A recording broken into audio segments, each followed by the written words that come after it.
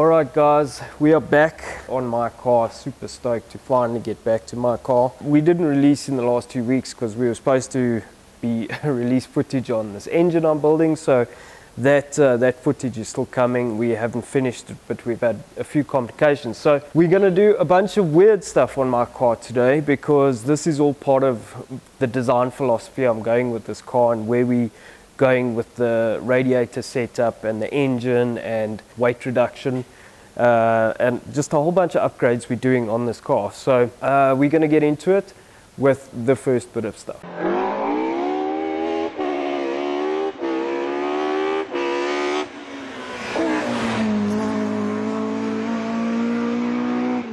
Alright, so the first thing we are starting with is the battery. So if you followed the original build of this car, you'll see that I made up this beautiful battery box. And well, it's a battery mounting system, and it was really nice. It's bent up, designed bent up, and it's got countersunk holes, so you can mount the battery flat. It's really nicely made, but this is made out of steel. And the other thing is that the battery is not closed. So we've got this that holds the battery down, and then this kind of top that keeps it down. Then you use long bolts to bolt it down. So we're getting rid of this, and we're replacing it with something amazing that I got from Sparco, South Africa, which is this stunning piece. This is a carbon fiber battery box, and it is really nicely made, so it looks stunning, but it's also functional, because the top obviously closes, so it has a lid, and it has these really nice clamps that clamp it down. And so we're going to be installing this in the car, but first we want to check what the weight difference is. So let's measure that. So we're first going to measure this steel box, well, weigh it rather. So we put that on. That comes in at 1.6 kilograms. And then if we put the lid on, we're up at 2.334 kilograms, which is what it is. So that's steel. Now I considered going to aluminium, but then I found this beautiful thing. Now obviously that excludes the battery, but that's fine. 745 grams. So that is 1.5 kilos difference. That's insane. That's just from a battery box, battery mounting system. And as we progress with this build, we're going to go on this weight saving exercise. Just keeping in mind though, that we want to keep the profile of the car still the same. So no fiberglass bonnet, carbon bonnet. You know, we're not going to that extreme just yet, but we are definitely going to try and hack away as much weight as we can, kind of in the super touring sort of spirit, right? So no carbon pieces, just trying to cut the weight. The other thing that I have is this Odyssey battery I got. So this I got, it's new, but not new. So it's been on the shelf for quite a while. So I've charged it, and it seems to hold charge all right, but I need to test it to see if it still works. So the plan is to use this inside this this carbon fiber box, and it'll sit something like that in the car, with the cables going out wherever, and then we will strap it down and it'll sit in the car like that. So this Odyssey battery is I think it's a gel battery, and so it's lighter than a conventional battery. It's more than that scale can handle. So first need to see if this will work, and then we can do a comparison between a normal battery and this battery. It's not a lithium battery, so it doesn't weigh nothing, but it's a lot better than, you know, a normal battery. So what we're going to do now is get this bad boy mounted in the car. If you want to see some more of this kind of content, please consider subscribing. Just click on the subscribe button, hit the bell, and you're good to go. Alright, so we are in the passenger side of the car.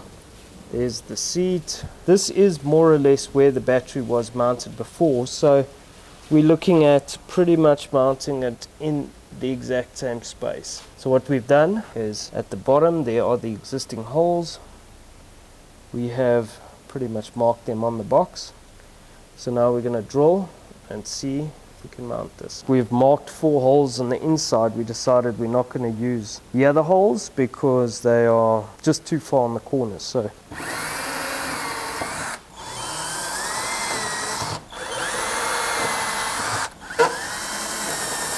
okay, so now we're just going to mark our holes on this side. There we go. Now we can punch and drill these ones.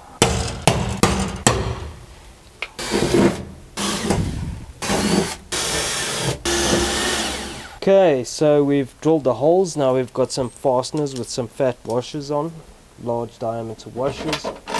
Putting those in. Always nice to have some, oh yeah, some new fasteners in.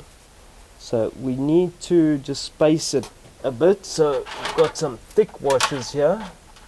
And we're just going to space it out because the floor is uneven. Oh yes, my new favorite material is carbon fiber. And man, if there's something that takes time and patience. 2 things I don't have. I do have patience because I've waited 10 years for this car. Something like that. There we go. So now we're going to fasten it from the bottom. Alright, so the guys have got the box in. We're now going to just place this battery. We managed to space the fasteners out nicely. So that's the battery, how it's kind of going to sit. The box is nice and firm. That's how it's going to sit in there. Then we have the lid. And the lid will just go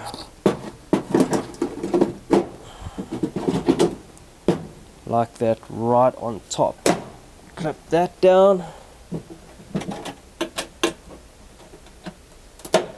Clip the other clip down. Boom! There it is.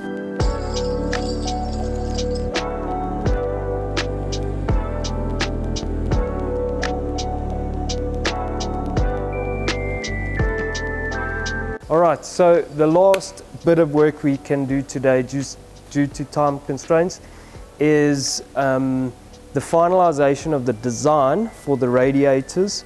And I'm going to show you what I've done, and there's some measurements I need to take here, basically, which is from the bottom of the bumper to these pickup points, so that we can finalize a couple of things on this design. So we need to measure basically the inside of this bumper at the bottom to this pickup bolt. Reason being is that I'm going to design an aluminium and cut an aluminium basically front floor that's going to go in here under this whole area. That's also going to isolate the radiator setup. And we need to know the clearance between that floor and basically this, so that we don't go too far down with the radiator, but also I'm designing a mount to basically mount the floor in that position, because you're going to get a lot of downforce. So come look over here. So this is the design as I had it, right? So these are our 2 radiators if you're looking from the front of the car. And I've added this bracket in here. This bracket picks up off of the bumper mounts or the chassis legs, and it is ultimately going to be the mounting for the flat floor. So that's why I need to just confirm those measurements. So let's do that real quick. I'm just going to use a tape for now. We'll just kind of see more or less what we're working with. It's tricky, we need our light here, but okay. We will, looks like 250 on that side, brake pipe out the way. So if we take 250 here, what does that put us? Yeah, it's about the same, 250 millimeters. So we need to check that dimension on the design, so let's do that real quick.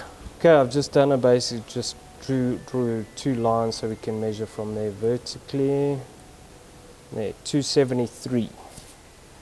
So 250 is what we need, 273 is what we have, and I can now go and adjust it so that this adjustment is more or less right on this play, is more or less right in the middle of 250.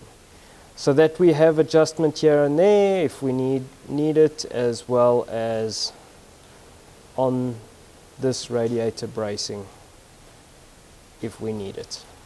So I'm glad we got those measurements, 250, and that will allow me to finalize that design. Once I've got those brackets designed, that finalized, I can have all that stuff laser cut. I need to buy the radiator, that's the next step. Then we need to cut it, bend up the boxes and all of that, and then send it for welding and have this stuff cut. So that's kind of the next step. So I did mention we have a challenge on the engine, and I'm really glad we found that problem. But that's opened up a whole new can of worms, and I'm trying to deal with that in the background. I don't want to say too much until I've got the problem resolved, and we have a plan going forward for that. Really, it comes down to a reliability thing, because we pushed the standard components as far as we could, and they started to kind of fail, you know, given the RPM and what we're trying to do with the engine. So that'll be a whole new episode coming up, but that's going to be it for this episode. Hopefully next week we'll have the engine build of this car done, and I'll be able to release that, but that's going to be all for now. So thanks for watching, and we'll catch you guys next time. Ciao.